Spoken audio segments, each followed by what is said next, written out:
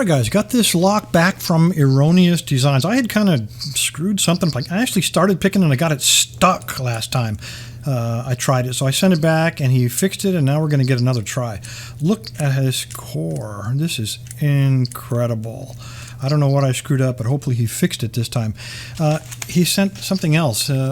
In between the time I broke his lock and him sending it back, I introduced the guard cat that I've got, the red cat, and he sent some cat candy. All right, I'm sure Tabby will appreciate that. Maybe he'll do a little bit. I'll make sure he's off duty and he'll enjoy that during one of his breaks. I do have the key, and everything is kind of neatly labeled with these copper strips. So key 1. And I didn't get to see the key last time. This time he's showing it off to me. It's a quick set, and it looks like we ought to be able to rate this thing pretty easy. And it works perfectly. Huh. All right. Well, there's something evil in there, you can be sure. Let me go ahead and clamp this bad boy up, and let's see if we can get it picked. Wow, that's really something. It's almost like it's open. All right, guys, this is my third and final attempt. I've tried several different picking techniques on this thing. It's still, look how much that thing flops. I'm trying to pick it clockwise, so I've drawn a line on there. I've also tried picking it counterclockwise. It seems like when you pick it, it gets stuck. Like, I consider this to be the fault set, even though it's the starting position. So if I put it vertical and I start picking, it actually seizes up just like that, no matter which way you try to go. So the next option, which I wasted another 10 minutes on, is I would set it at the top most, or oriented vertically, and I'd go in there and find a pin, any pin, and push them up, and then see what happens. And it gets bound. It gets bound up. So if I let it go to the full fault set position and try to pick one, they're all completely bound up. I've tried all kinds of stuff, to include a bump key. So I believe what we have, and again, I think we probably have some really sharp edges in here that when you get it turned past a certain point, it's going to seize. So the only way to beat something like that is to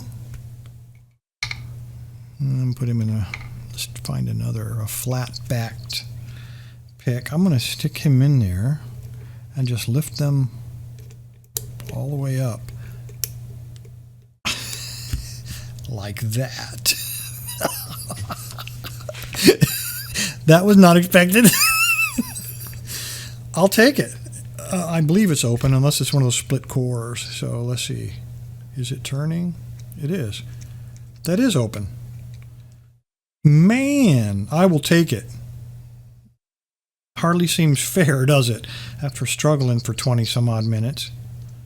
I will take it. I do have a key, so let me go ahead and lock him back up. I can't believe that. Let me try that again. That might have been luck of the draw, really. Let's put him back in there just for the heck of it. Let's try that again. Just for the heck of it. All right, put him straight up and down. Take it in, lift everything up. See, now it's not doing it again. Yes, it does. Okay, we got a repeat. I'll take it twice. All right, there's obviously some well-designed pins, but there's clearly some kind of defect in this that allows the oversetting attack to get into it fairly quickly. I do have some instructions, some rather lengthy ones. They basically say don't gut it. By the traditional, it says take the pins out from the top, then pull the core out. So based on what I felt in here, I think that's exactly what I'm going to do. I thought that was a rubber band, but that appears to be glued on there. Hope that doesn't pop off. Let me keep my finger on it. Okay, we're good. All right, we're up to the round one. One of my favorites. I really like this. Let me go ahead.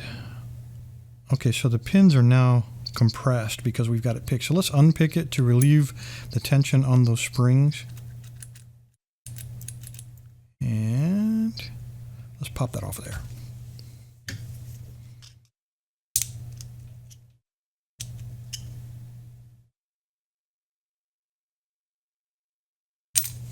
Okay, there is no spring in chamber 1, and all 4 of the other ones are the same. So let me tilt this down a little bit, get some tweezers, and let's just pull all the springs out first. 5. Okay, that is also, it looks like some really small diameter pins down the side of there. One looks, from this angle, chamber 1 looks empty. We'll find out soon enough. All right, I am going to try to put my thumb over everything except chamber 1, and let's see if we can get them to come out of there. If there's one in there. I get nothing. All right, I'm going to dump them up here. Let's try chamber 2. See if I can get them to come out in kind of a neat way. Okay, here we go. That's a cool looking homemade pin. Very sharp edge. That would definitely seize things up. All right, let's try number 2. Okay, there's your key pin, I believe, for number 2. I don't know if that came out of 1 or 2. I'll be honest with you. He might have come out of chamber 1. All right, let's take a look at chamber 3. Again, another homemade one, very sharp edge on him. And there's more down there, probably the key pin. Okay, went in like that. Chamber 4. Again, another one. These are all very homemade, very deep spools. And let's see if we can get his key pin to come out. And there he is, standard. None of these are true key pins. They are all driver pins, flat tips. And the last one. Come out, come out. Identical. And key pin. Okay, might have turned that core just enough to prevent that key pin from coming out. Come on, come on. All right, let's just go ahead and pull the core. I'm going to turn it sideways so that key pin doesn't fall out while I'm monkeying around with the clip. Pop the clip off. Use the right tool. Come on. Get on there. Just a little bit off. Come on. Not the right size.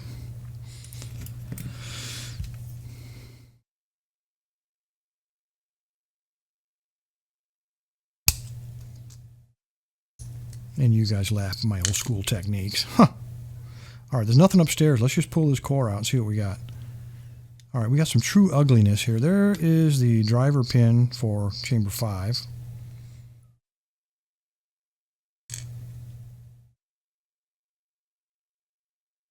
All right, this is very cool. If you take a look at this, look at how much work Erroneous Designs did on this thing. These are undercut way under there. So if you turn it, let me grab some tweezers. This is very cool. This is a lot of work, guys. This is how you get that fault set. That pin will actually, where'd he go? Will actually go up inside of there and get caught. And then once he's caught, he can neither move up nor down. So it doesn't matter if you pick him clockwise or counterclockwise. That dude just hangs in there. Isn't that cool? Man, somebody did an awful lot of work on this thing. Every single one of these gets hung up inside of that groove. Look at that. You are going nowhere. But I'm trying to figure out why it was so easy to do the overlift. Probably, my guess here, again, I'm looking at this. When I look at that key, there were only 4. There were only 4 pins. My guess would be this key, because it was it's similar bitting on every single chamber. My guess would be that facilitated, that made the overlifting a lot easier. Had there been a lot of variation between the bitting, I think I would have had much less of a chance of overlifting my way into this. So great design idea. That's truly some of the I'm almost afraid to stick my finger in there, but that's some of the nicest alien technology I think we have seen in a very long time. Just add some variation in the bidding, and I think it'll be a lot harder to get into. Anyway, fellas, appreciate your time. Stay safe, stay legal. Erroneous Designs, thanks for the lock. And my cat thanks you for the catnip. Thanks, guys.